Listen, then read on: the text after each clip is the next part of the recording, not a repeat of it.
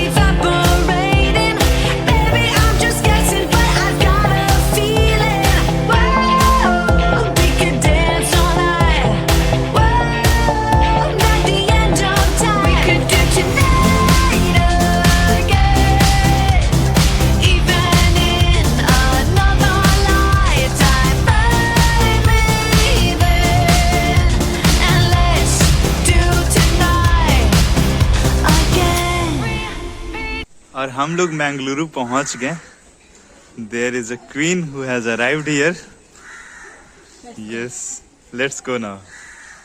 Mangaluru station से हम लोग ऑटो लेकर जा रहे हैं। स्टेशन ही इसका बहुत अंदर है तो कोई व्हीकल वगैरह मिल नहीं रही थी, सिर्फ और सिर्फ ऑटो। तो यहाँ पे अगर आप आ रहे हो तो कन्नड़ थोड़ा बहुत सीख लो।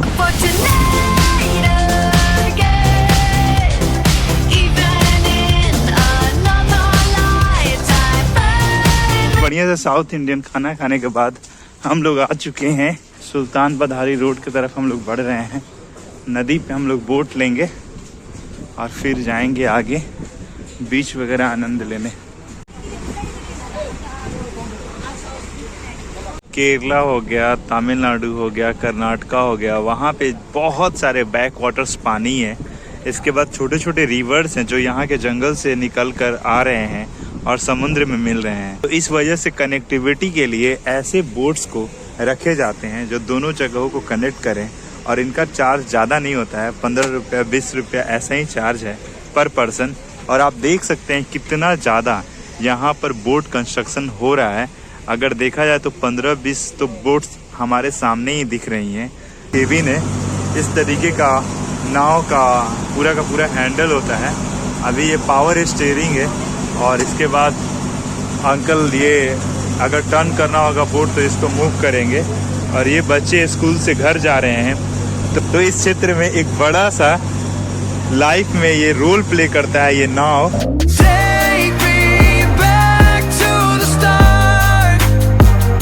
पर ब्रिज बन रहा है। ब्रिज जब बन जाएगा तो कनेक्टिविटी बहुत आसान हो जाएगी दोनों तरफ के लोगों के लिए। और ये जो बच्चे स्कूल से कब का छूटे हैं, अभी इनको भूख लगा होगा बहुत तेज, लेकिन इनको घर जाने में बहुत अभी समय है क्योंकि बोट अभी चल रही है। इस तरफ हम लोगों को बीच के तरफ जाना था घूमने तो हम लोग आ गए। अब हमारी बोट यहाँ पे लग जाएगी। मैंगलुरु के तानिर भावी बीच पे हम लोग आ चुके हैं और पहली बार हम लोग बीच का टिकट दे रहे हैं। 20 रुपीज़ चार्जेस हम लोग दिए हैं क्योंकि अंदर शायद इन लोगों ने कोई फैसिलिटी प्रोवाइड करी है। और रेड अलर्ट जो गोवा में था वो यहाँ कंटिन्यूड है क्योंकि अभी हम लोग को मना किया गया है, पानी के पास नहीं जाना है। यही सारी फैसिलिटीज़ हैं जो हम लोग को यहाँ मिलती हैं। ऐसा लगा हम लोगों को कि मॉर्निंग में हम लोग ओशियन को बाय बोल रहे हैं। हाँ, लेकिन ऐसा हुआ नहीं। सच में उस समय पे उल्टा चल के हम लोग आ रहे थे कि ओशियन को और ज़्यादा से ज़्यादा देर तक देख सकें। बट यहाँ पे तो हमारा पूरा का पूरा बीच सामने है। मौसम ठीक ठाक है, गर्मी हो रही है, बादल और आ जाए तो ज़्यादा बेहतर होगा। और ये देखो कितना अच्छा से डेकोरेट किया गया है यहाँ पे। सबसे इंटरेस्टिंग बात ये है कि यहाँ पे हम लोग रिवर में फेरी लेकर आए हैं। ये बीच डायरेक्ट लैंड से कनेक्टेड नहीं है। ये बीच में जो प्लेस है उसको आप आइलैंड कह सकते हैं। एक ऐसा आइलैंड जो एक साइड से नदी से और एक साइड से समंदर से घिरा हो। और ये है हमारे सामने पूरा का पूरा अरेबियन सी। वहाँ पे लिखा है Tannirbhavi beach. Yes, I am coming. Is our Tannirbhavi beach. नाम याद करने में पहले तो दिक्कत होती है इन बीचेस का, and then we can enjoy other things also. वाह, Abhishek is running so fast to capture his seat, and there are other things also. जंगल, see this is the forest they have created. Abhishek पे and use है ये। On the man at hand to push away, 'cause we feel too close, feel too close. स्वागत है आपका तानिर भावी बीच से, जो कि मैंगलोर का एक one of the most beautiful beach है। और जहां हम लोग यहाँ बैठे हैं, ये यहाँ फ्री में अवेलेबल नहीं है। You have to pay 100 rupees for 1 hour and then you can use this. Tannirbhavi beach की स्पेशल बात ये है कि यहाँ पर बहुत सारी फैसिलिटीज़ हम लोगों को वो प्रोवाइडेड हैं जो इंडिया के अदर बीचेस पे हम लोगों को नहीं मिलती हैं। पहला तो एकदम साउथ गोवा वाली यहाँ शांति है, क्योंकि सुबह हम लोग साउथ गोवा में थे और जो चीज़ हम लोग मिस करके वहाँ से निकल रहे थे कि अरे इतना शांत बीच और कहाँ मिलेगा, तो मिल गया ना, ये मैंगलोर की तानिर भावी बीच पे मिल गया। यहाँ पे टीपू सुल्तान का बनाया हुआ एक वॉच टावर है जो कि नदी के उस पार है। नदी के इस पार एक बड़ा सा लैंड है जिसको हम कोस्टल प्लेन भी कह सकते हैं।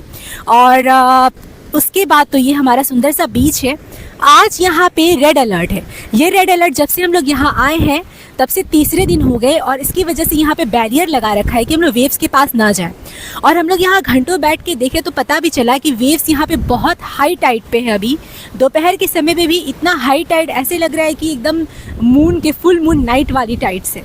और यहाँ इतना सुंदर ये चीज़ यूनिक है कि इसके जस्ट बगल में एक घना सा जंगल बना रखा है इन लोगों ने। मतलब मुझे ऐसा लग रहा है कि यहाँ पे कुछ चीज़ें जो कंस्ट्रक्ट की गई हैं इस बीच के सौंदर्यीकरण के लिए, वो बहुत सुंदर है, क्योंकि वो भी एकदम नेचुरल तरीके से की गई हैं। और आप देख सकते हैं कि बीच पे कितने कम लोग हैं। कुछ डोगेश भाई लोग हैं हम लोगों के, डॉग्स, वो यहाँ से वहाँ बस घूम रहे हैं। उनका क्या राज है, बीच के किनारे जो कुत्ते रहते हैं, अरे भगवान, उनके पास क्या स्पेस होता है, एकदम राजा होते हैं।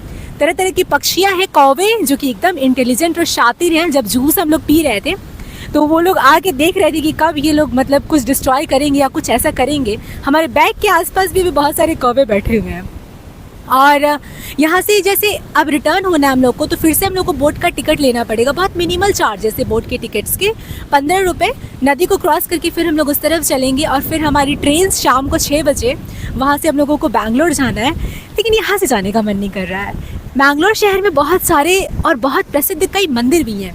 उन मंदिरों का दर्शन बीच में बंद हो गया था, नहीं तो हम लोग पहले मंदिर गए रहते। अभी 4 बजे से फिर से वो मंदिर ओपन हो रहे हैं और शायद हम लोग 1-2 मंदिर जाने का प्रयास करेंगे अगर हमें समय अलाउ करता है। खैर, ये जो समुद्र की लहरें, ऊंची नीची गिरती हुई ये जो लहरें हैं, वो हमें जाने नहीं दे रही हैं। और यहीं पर हमें मिले एक फ़ोटोग्राफ़र भैया, वो ऑफकोर्स हर बीच पे जैसे ये लोग होते हैं, कह रहे हैं कि यहाँ के बीच की फ़ोटो सबसे अच्छी आती है। ऑल ओवर इंडिया में आपको ऐसे बीच पे इतनी सुंदर फ़ोटो कहीं नहीं मिलेगी। तो भाई इतना जब उन्होंने कहा तो हम लोगों ने भी खिंचवा ही लिया। एकदम गोवा वाला ड्रेस, गोवा वाली फीलिंग्स, और बहुत ज़्यादा रोमांटिक। मतलब दिस इज़ समथिंग ब्यूटीफुल। और अच्छी बात है, भले ही हम लोगों से इवन बीच का भी चार्ज कर रहे हैं 20 रुपये, लेकिन जिस तरीके से इन लोगों ने बीच को साफ़ सुथरा और सुंदर रख रखा है, ये बहुत ज़रूरी चीज़ है।